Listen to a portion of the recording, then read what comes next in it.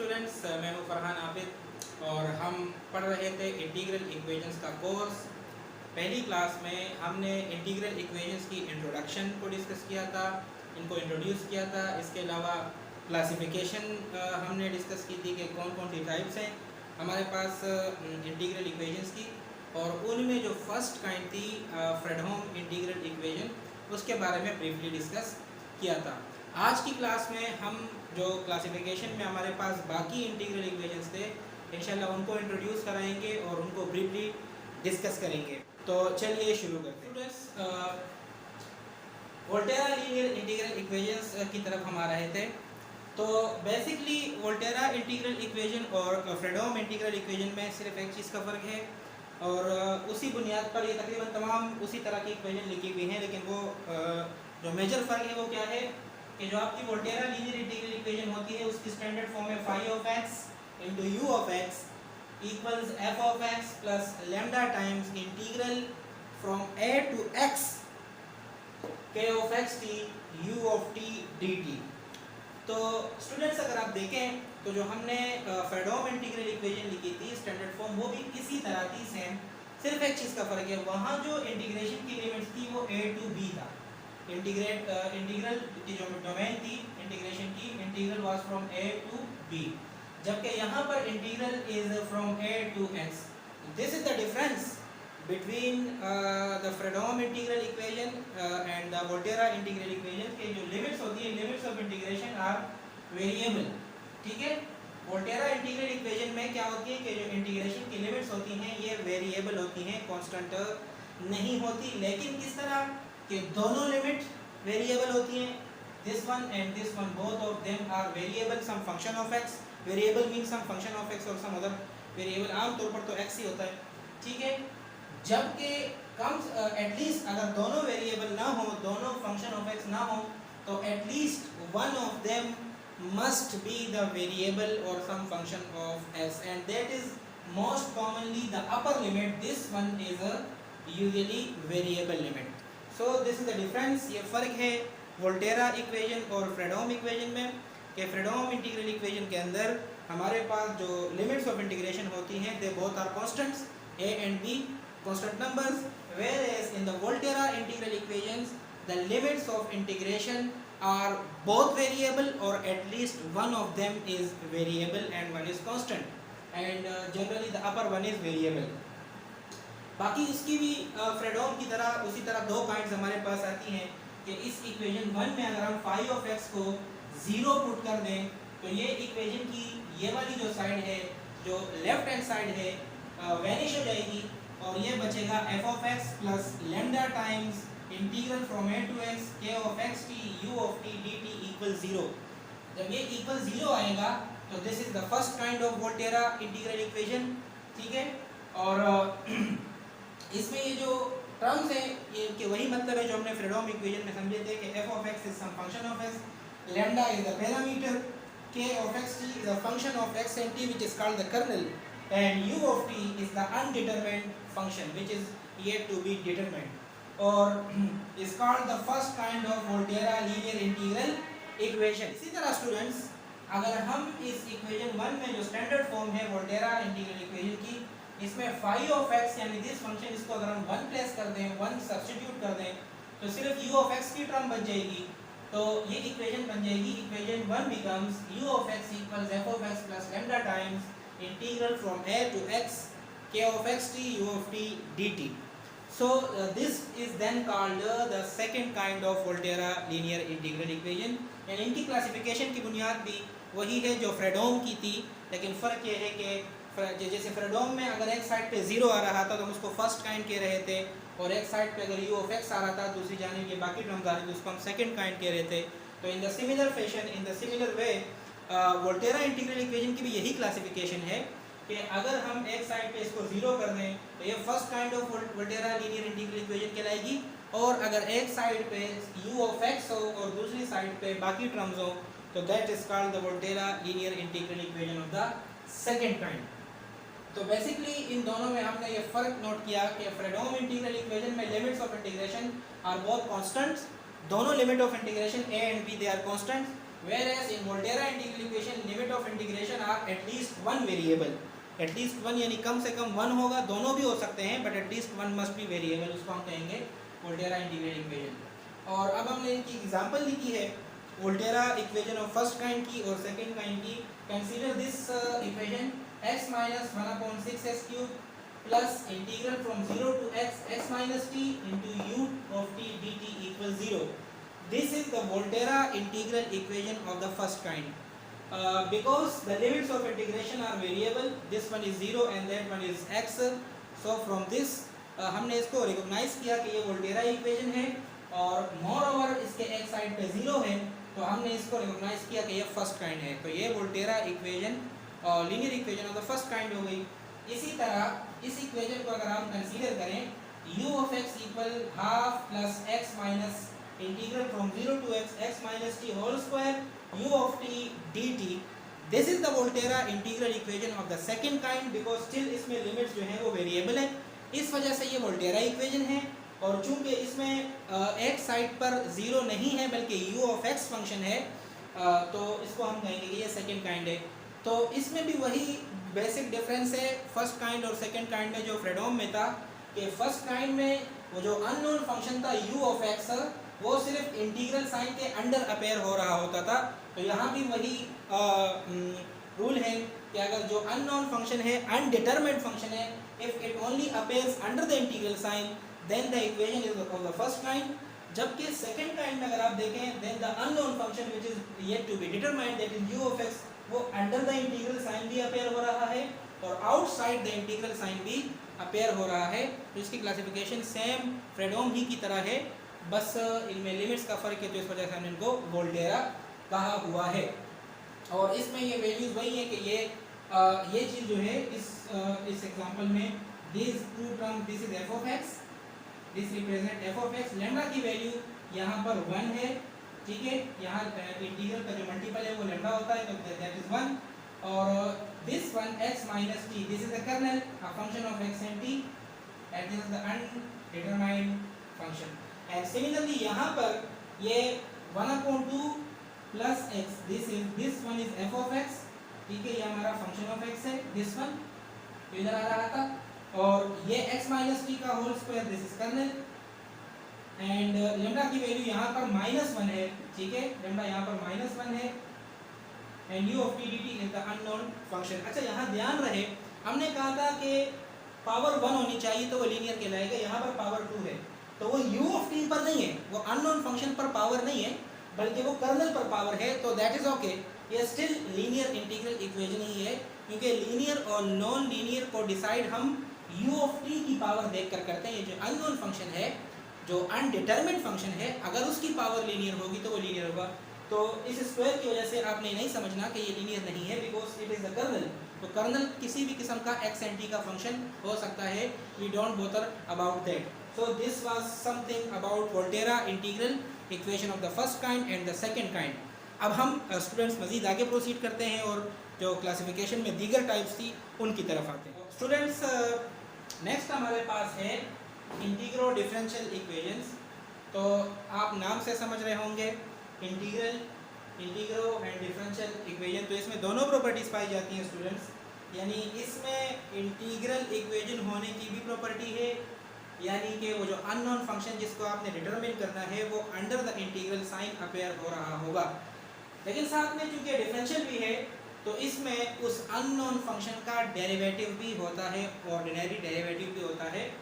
तो उसकी जो स्टैंडर्ड फॉर्म है वो ये है u nth derivative of x is equal to f of x plus lambda times integral from a to b k of xt ut dt। This is the standard और general form of the integro differential equations.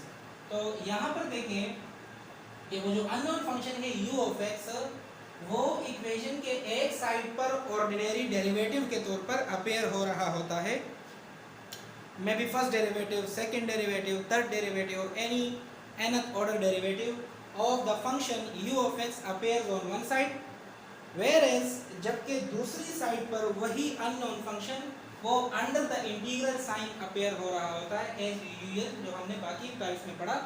तो दूसरी side पर वो under the integral sign आ रहा होता है। तो ऐसी इंटीग्रल इक्वेशन को हम कहते हैं कि ये एक इंटीग्रो डिफरेंशियल इक्वेशन है, क्योंकि इसमें डेरिवेटिव भी इन्वॉल्व हो गया है और साथ में unknown function under the integral भी आ रहा है। So they are called integro differential equations. और हाँ, लिमिट्स ऑफ इंटीग्रेशन पर डिपेंड करते हुए फिर इनकी क्लासिफिकेशन उसी तरह होती है कि ये वोल्टेरा भी हो सकते हैं। अगर लिमिट्स ऑफ इंटीग्रेशन वेरिएबल हैं तो ये इंटीग्रो डिफरेंशियल इक्वेशन वोल्टेरा भी होंगे फिर। और इसी तरह अगर लिमिट ऑफ इंटीग्रेशन जो यहाँ मैंने लिखी है वो कांस्टेंट है तो फिर वो फ्रेडोम होगा।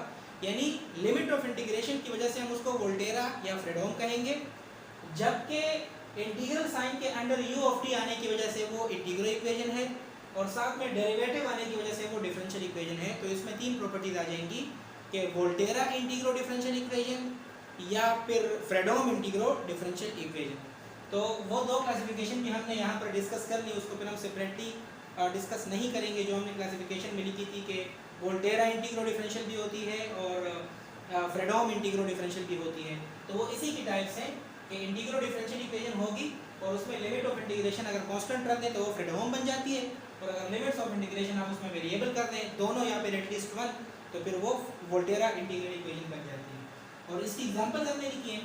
तो u double prime of x यानी u का second order derivative is equal to minus x plus sine x plus integral from 0 to x minus t u of t dt। So this is the Volterra integro differential equation. क्यों integro differential equation इसलिए है क्योंकि इसमें derivative भी आ रहा है और u ऑफ t जो है वो इंटीग्रो इक्वेशन इसलिए है क्योंकि वो अंडर द इंटीग्रल साइन आ रहा है। इसके अलावा ये वोल्टेरा इसलिए है क्योंकि इसमें जो लिमिट्स ऑफ इंटीग्रेशन है एक 0 है और दूसरा x है, यानी वेरिएबल लिमिट्स है। सो this is Volterra equation and because of the presence of both the derivative and u of t appears under the integral, so it is the integral differential equation of the Volterra type। और दूसरी example देखें, u prime of x, u का first order derivative equals -4 plus sec x plus 2 times integral from 0 to 1 xt u of t dt। So this is also an integral differential equation because it has the ordinary derivative, the first order derivative of the function u of x, as well as the function u of x is appearing under the integral sign. So on one side we have the derivative of u of x, on the other side we have u of t under the integral sign. So it is an integral differential equation, whereas the limits of integration are both constant, so it is a Fredholm integral equation। So combine करके हम इसको क्या कहेंगे, Fredholm integral differential equation। तो इसके अंदर हमने मतलब एक तरह से हमने तीन टाइप डिस्कस कर ली, एक तो इंटीग्रो डिफरेंशियल और फिर लिमिट्स की बुनियाद पर उसका फ्रेडोम या वोल्टेरा होना भी डिस्कस हमने कर लिया है। और नेक्स्ट हमारे पास जो आएगी स्टूडेंट्स वो है सिंगुलर इंटीग्रल इक्वेशंस। तो देखिए सिंगुलर इंटीग्रल इक्वेशन स्टूडेंट्स क्या है कि जो फर्स्ट काइंड की इक्वेशन होती है हमारे पास f of x is equal to lambda times integral from a to b k of x t u of t dt। ये फर्स्ट काइंड की इक्वेशन है जिसमें एक साइड पे 0 होता है और दूसरी साइड पे ये टर्म होती है, लेकिन हमने इस f of x को दूसरे साइड पे शिफ्ट कर दिया है, यानी 0 के दूसरे साइड एक साइड पे 0 था और एक साइड पे f of x plus this term थी, तो हमने दिस टर्म को 0 वाली साइड पे शिफ्ट कर दिया, तो ये इस तरह अपेयर होगी, यानी वही फर्स्ट काइंड वाली ही इक्वेशन है। तो फर्स्ट काइंड की इंटीग्रल इक्वेशन या फिर सेकंड काइंड की इंटीग्रल इक्वेशन जिसमें एक तरफ u of x होते हैं और बाकी ये टर्म्स होती हैं, ये सिंगुलर कब कहलाएंगी, ये सिंगुलर तब कहलाएंगी जब आपका ये इंटीग्रल जो है ये इम्प्रॉपर इंटीग्रल हो। दूसरे अल्फाज में जो लिमिट्स ऑफ इंटीग्रेशन है इसमें से कोई एक या फिर दोनों इनफाइनाइट हो, ठीक है। इंटीग्रल के जो लिमिट्स हैं a और b, इनमें से कोई एक इनफाइनाइट हो, इन्फिनिटी हो, या फिर कोई दोनों इनफाइनाइट हो, तो इस सूरत में जो इंटीग्रल इक्वेशन होती है उसको हम कहते हैं कि ये सिंगुलर इंटीग्रल इक्वेशन है। इसके अलावा एक और क्राइटेरिया भी है इसका सिंगुलर होने के लिए कि अगर ये दोनों लिमिट्स इनफाइनाइट ना हो, लेकिन ये जो इधर कर्नल डिफाइंड है, कर्नल फंक्शन जो डिफाइंड है, अगर ये फंक्शन इस डोमेन के अंदर इंटीग्रेशन की जो डोमेन है a और b, हमने पहले ही क्लास में डिस्कस किया था कि जो x और t होते हैं ये a और b के दरमियान लाई करते हैं। हमने इनको लिखा था कि x, t they are less than or equal to b and greater than or equal to a। सो ये x और t a और b के दरमियान लाई करते हैं, तो ये इंटीग्रल डोमेन है इनकी। तो एक और बात, एक और तरह से भी ये आपके पास सिंगुलर हो सकते हैं कि अगर ये लिमिट्स तो इनफाइनाइट ना हो, लेकिन ये जो कर्नल फंक्शन डिफाइंड होगा, किसी भी तरह x और t का फंक्शन डिफाइंड होगा, इसमें से अगर x या t की वैल्यू पे जो है वो कर्नल अनडिफाइंड हो जाता हो, अनबाउंडेड हो जाता हो, इनफाइनाइट हो जाता हो, तो तब भी ये लीनियर इक्वेशन, ये जो इंटीग्रल इक्वेशन है, ये सिंगुलर कहलाएगी। ये कैसे इनफाइनाइट हो जाता है, तो हम जब एग्जांपल लिखेंगे तो हम ज़्यादा बेहतर तरीके से समझ सकेंगे कि लिमिट्स इनफाइनाइट ना होते हुए भी ये कर्नल फंक्शन अनडिफाइंड हो सकता है a या b की किसी एक वैल्यू पर, तो उसको हम सिंगुलर इंटीग्रल इक्वेशन कहेंगे। तो हम इसकी भी स्टूडेंट्स एग्जांपल लिख लेते हैं, तो उस एग्जांपल से शायद हम उसको बेहतर तरीके से समझ सकें। ये मैंने वही एक्सप्लेनेशन लिखी है कि integral equation of the first kind that is this one और of the second kind that is this one are called singular integral equation if the lower limit or the upper limit or both the limits of integration are infinite. In addition, if k of xt becomes infinite at one or more points of integral domain, अगर integral domain के किसी एक या ज़्यादा points पर colonel undefined हो रहा हो, इनफाइनाइट हो रहा हो, तब भी ये सिंगुलर इंटीग्रल इक्वेशन कहलाएगी। तो इसकी एग्जांपल की तरफ आते हैं students. Example singular integral equation की, तो ये जो पहली तीन एग्जांपल्स हैं, u of x equals 2x plus 6 times integral from 0 to infinity sin of x minus t u of t dt. This is the singular integral equation because the limit of integration, the upper limit is infinite. So because of this infinite limit, this is the singular integral equation. On the second example, u of x equals x plus 1 over 3 times integral from minus infinity to 0 cos of x plus t into u of t dt.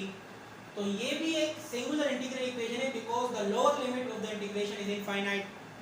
तो ये तो limits of integration की वजह से infinite है, यहाँ पर upper limit और यहाँ पर लोअर लिमिट, जबकि तीसरे वाले में both the limits, upper and lower both the limits are infinite. So ये जो तीन एग्जांपल्स हैं, पहली तीन, ये तो इस वजह से हैं कि the lower limit or the upper limit or both the limits of integration are infinite, इस वजह से ये singular integral equation है। बाकी हमने जो ये कहा था कि in addition if k of xt यानी जो कर्नल फंक्शन होता है, अगर वो इनफाइनाइट हो रहा है इंटीग्रल डोमेन के एक या ज़्यादा पॉइंट्स पर, तो फिर अगर इंटीग्रेशन की लिमिट्स इनफाइनाइट ना भी हों तब भी ये सिंगुलर इंटीग्रल इक्वेशन कहलाती है। तो ये इनफाइनाइट कैसे होता है, तो यहाँ पर देखिए ये फर्स्ट काइंड की इंटीग्रल इक्वेशन है, x square equals integral from 0 to x। First kind की इसलिए क्योंकि यहाँ पर u of x नहीं है, इस तरफ 0 है, ठीक है, इस तरफ 0 है, तो हमने इस x को यहाँ शिफ्ट, इस इंटीग्रल वाली टर्म को उस तरफ शिफ्ट करके 0 के साथ ले गए हैं, तो ये फर्स्ट काइंड है। तो first kind of integral equation को आप देखें, x square equal 0 to x, तो यहाँ जो लिमिट्स ऑफ इंटीग्रेशन है ये इनफाइनाइट नहीं है, बट स्टिल अगर आप ये कर्नल फंक्शन देखें जो 1 square root of x minus t के तौर पे डिफाइंड है, this is kernel, this function, this is k of xt। यहाँ पर अगर आप ये जो अपर लिमिट है इंटीग्रेशन की, अगर आप ये पुट करते हैं t की जगह, तो x माइनस x 0 हो जाएगा, तो 1/0 मीन इनफाइनाइट अनडिफाइंड हो जाएगा, यानी कर्नल अनडिफाइंड हो रहा है इंटीग्रल डोमेन के एक पॉइंट पर। तो बेशक जो आपकी लिमिट्स ऑफ इंटीग्रेशन है वो दोनों में से कोई एक भी इनफाइनाइट नहीं है, but still this is the singular equation, singular integral equation, क्योंकि इंटीग्रल डोमेन के अपर पॉइंट पर ये कर्नल अनडिफाइंड हो रहा है, इनफाइनाइट हो रहा है, तो इसलिए ये सिंगुलर इंटीग्रल इक्वेशन है। इसी तरह ये बाकी दो एग्जांपल, ये भी फर्स्ट काइंड ही है क्योंकि इसमें u of x मौजूद नहीं है इंटीग्रल साइन के बाहर, तो ये फर्स्ट काइंड है, सिर्फ इंटीग्रल साइन के अंदर मौजूद है। तो 0 टू x 1/x माइनस t की पावर अल्फा, यहाँ पर भी अगर आप ये जो x है ये t की जगह जब आप पुट करेंगे, ठीक है, तो ये 1/0 हो जाएगा, 0 की पावर अल्फा स्टिल 0 रहेगा, तो ये 1/0 यानी ये कर्नल दोबारा से अनडिफाइंड हो जाएगा इस इंटीग्रल डोमेन के अंदर। यहाँ अल्फा की वैल्यू 0 से 1 के दरमियान लाई करती है, यानी this is a fractional value, ठीक है, लाइक दिस वन, जैसे यहाँ पर अल्फा की वैल्यू 1/2 है, ये इसी के टाइप की है, लेकिन यहाँ पर स्क्वायर रूट डाला हुआ है, स्क्वायर रूट में अल्फा की वैल्यू 1/2 ली हुई है, तो ये अल्फा की वैल्यू को हम 0 और 1 के दरमियान रखेंगे, तो इस पर ये अनडिफाइंड हो जाता है, सही है। तो इस तरह आप देख रहे हैं कि ये भी सिंगुलर इक्वेशन है, जबकि तीसरी जो छठी इक्वेशन है वो सेकंड काइंड की इंटीग्रल इक्वेशन है, क्योंकि उसमें u of x integral sign के बाहर भी अपेयर हो रहा है और इंटीग्रल साइन के अंदर भी अपेयर हो रहा है। And this is the singular equation. यहाँ पर भी अगर आप देखें तो आपका जो लिमिट ऑफ इंटीग्रेशन है वो तो इनफाइनाइट नहीं है, बट स्टिल कर्नल वही बात है कि कर्नल जो डिफाइंड है 1/√x माइनस टी, ये x पर अनडिफाइंड हो जाएगा। अगर आप t को x से रिप्लेस कर देंगे तो this is undefined, so this is also the singular integral equation. तो स्टूडेंट्स ये थी हमारे पास ब्रीफ क्लासिफिकेशन। वो जो बाकी दो क्लासिफिकेशन थी, वोल्टेरा इंटीग्रो डिफरेंशियल और फ्रेडोम इंटीग्रो डिफरेंशियल, तो वो उसी के अंदर हम सिंगुलर के अंदर डिफाइन हमने उनको कर दिया था कि ऐसी इंटीग्रो डिफरेंशियल इक्वेशन जिसमें लिमिट्स कांस्टेंट होती है तो फ्रेडोम बन जाती है, और फिर वो इंटीग्रो डिफरेंशियल इक्वेशन जिसमें लिमिट ऑफ इंटीग्रेशन वेरिएबल हो तो वोल्टेरा बन जाती है। तो 6 टाइप्स हमने स्टूडेंट्स डिस्कस कर ली है। ये थी हमारे पास इंटीग्रल इक्वेशंस की क्लासिफिकेशन, जिसको हमने ब्रीफली डिस्कस किया, उनके साथ में एग्जांपल्स भी देखे। और इन 2 क्लासेस में स्टूडेंट्स हमने यहाँ तक करना था। अब हम आगे इंशाल्लाह क्वेश्चंस को सॉल्व करना स्टार्ट करेंगे और उसमें हम डिफरेंट मेथड्स को इंट्रोड्यूस कराएंगे। अगर आप लोगों को वीडियोस हेल्पफुल लग रही हैं, इनसे आपको हेल्प मिल रही है, क्योंकि ये वीडियो हायर मैथमेटिक्स क्लासेस के लिए है, for BSc honours and from MSc, specially उन स्टूडेंट्स के लिए हैं क्योंकि ये कोर्स अंडर ग्रेजुएट या पोस्ट ग्रेजुएशन में पढ़ाया जाता है। तो उन स्टूडेंट्स को अगर इससे हेल्प मिली हो तो स्टूडेंट्स फिर आप चैनल को सब्सक्राइब कीजिएगा और साथ में वीडियो को लाइक भी कीजिएगा। कोई सजेशन हो, कोई मिस्टेक अगर मैंने की हो तो उसको पॉइंट आउट आप कमेंट सेक्शन में कर सकते हैं। नेक्स्ट क्लास तक के लिए अल्लाह हाफिज़। Thank you for watching.